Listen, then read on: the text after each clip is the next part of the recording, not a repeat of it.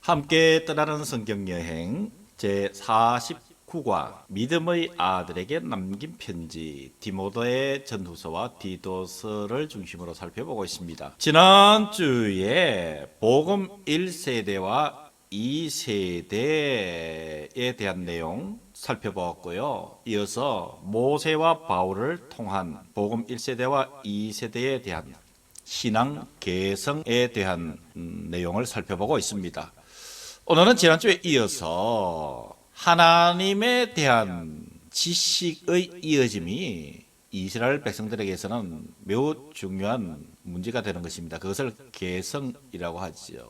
다시 말씀드리면은 복음이라는 것이 1세대에서 끝나버리면 안 되기에 늘 교회 지도자들은 다음 세대를 향한 가르침에 대해서 중요시 여겼습니다. 그것을 개성이라고 이야기를 합니다. 구체적으로 살펴보면은 모세는 만나 세대를 향한 가르침에 중점을 두었습니다. 즉 출애굽 세대는 시내산에서 하나님의 음성을 듣고도 하나님에 대한 지식을 배우지 못했습니다. 그래서 이 모세의 신명기는 출애굽 세대가 아닌 만나 세대에게 필요했다라는 것을 여러분 기억하셔야 됩니다. 왜냐하면 출애굽 세대는 이미 보고 경험한 내용이었기 때문에 그렇지요. 그래서 모세는 만나 세대에게 하나님이 누구이신가를 자녀 세대에게 가르치라 명했습니다. 그래서 그 지식이 이어져서 오늘의 우리에게까지 이어졌다라는 이 개성에 대한 개념 분명하게 설정하셔야 됩니다. 이어서 이 바울도 복음 2세대를 향한 가르침, 즉 복음 2세대를 향한 개성, 내용은 이렇지요. 신명기 6장 6절에서 7절에 의하면 오늘 내가 내게 명하는 이 말씀을 너는 마음에 새기고 내 자녀에게 부지런히 가르치며 라고 기록을 남겨두고 있고요. 디모데후서 3장 14절에도 너는 배우고 확신한 일에 거하라. 너는 내가 누구에게서 배운 것을 알며. 즉 이 바울의 편지들은 복음 1세대들끼리 읽기 위해 쓴 것이 아닌 것이죠. 가령 바울의 디모데 후서는 예수님의 부활을 직접 경험하지 못한 복음 2세대의 믿음을 위해 쓴 것이다 라는 것이 아주 중요한 이야기가 되지요. 이 복음 2세대를 위한 디모데와 디도에게 보내는 바울의 편지의 핵심을 살펴봐야 됩니다. 복음 2세대를 위한 디모데와 디도에게 보내는 바울의 편지, 그 핵심은 첫 번째가 가르치라는 것입니다. 디모데전서 4장 11절의 말씀처럼 너는 이것들을 명하고 가르치라. 디도에게도 마찬가지지요.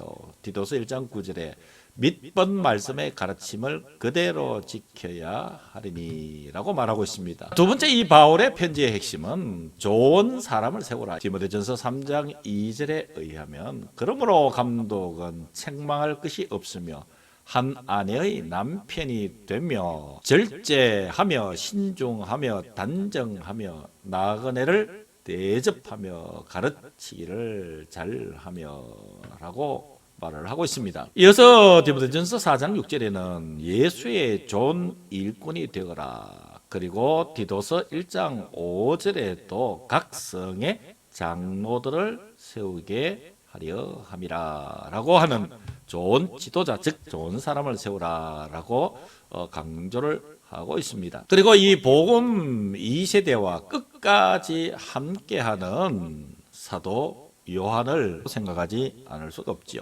복음 1세대의 사도 요한은 살아남아서 복음 2세대를 도우게 됩니다. 여러분들도 잘 아시다시피 사도 요한은 밤모섬에 유배되었지만 편지와 계시록을 통해서 로마 제국의 초기 박해 속에서 복음 2세대를 도왔다라는 것 기억해야 될 필요가 있는 것이지요. 이제 구체적으로 49가에 등장하는 인물 몇 면을 살펴보겠습니다. 첫 번째가 디모데. 이 디모데가 누구인가? 디모데는 아버지는 헬라인이었고요. 어머니는 유대인이었습니다. 두 번째 이 디모데는 어릴 때 복음의 교육을 받았던 사람들 패밀리 스쿨에서 성경을 배웠습니다. 디모데후서 3장에 의하면 어려서부터 성경을 알았나니 바로 이 디모데는 어려서부터 유대인이었던 어머니로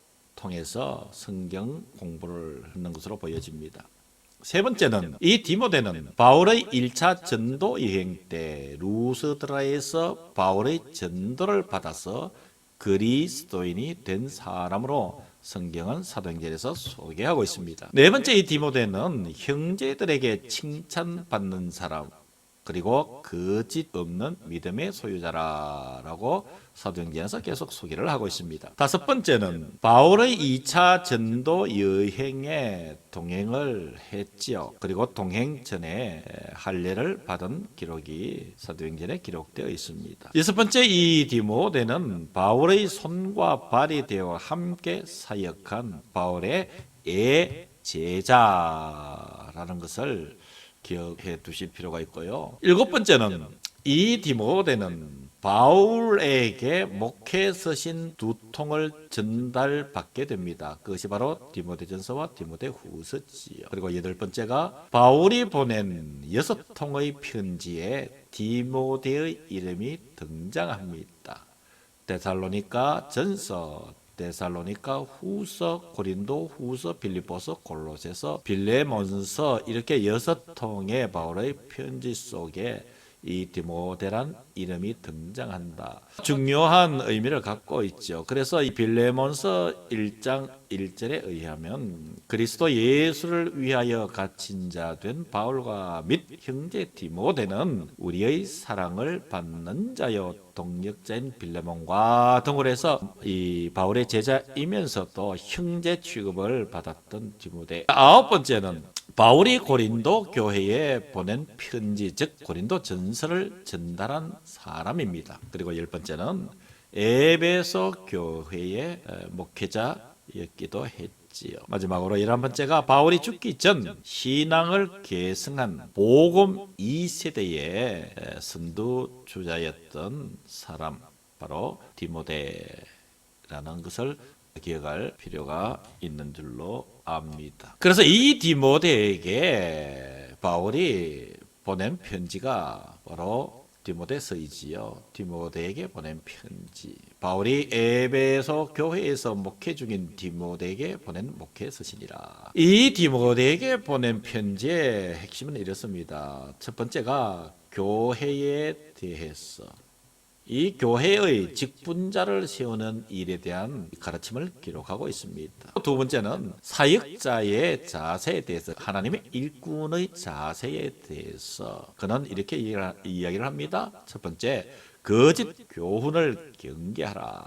두 번째가 선한 교육으로 양육을 받고 경건을 연습하라. 세 번째, 자족과 경건의 생활을 다하고 믿음의 선한 싸움을 싸우라라고 이야기를 하고 있습니다. 그래서 이 디모데에게 보낸 마지막 편지 내용 중요하지요. 디모데후서 4장 13절에 의하면 내가 올 때에 내가 들어와 가보의 집에 둔 겉옷을 가지고 오고 또 책은 특별히 가죽 종이에 쓴 것을 가져오라라고 부탁할 정도로 바울은 디모데에게 자신의 마지막 편지를 보내기도 했다라는 것을 기억하시면 좋을 듯합니다. 여기까지 제49가 믿음의 아들에게 남긴 편지 두 번째 시간을 마무리하고요. 우리 다음 주에 또 만나서 세 번째 시간으로 49가를 마무리하도록 하겠습니다. 수고하셨습니다. 살롬.